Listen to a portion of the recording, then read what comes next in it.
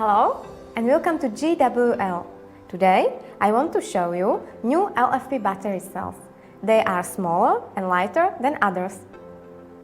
At the moment we can offer you these two types: 110 Ah and 50 Ah.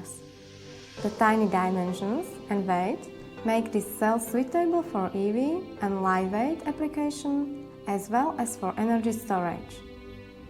It is possible to make a serial parallel connection to have 24, 48 or more volts. Serial to increase voltage, parallel to increase capacity.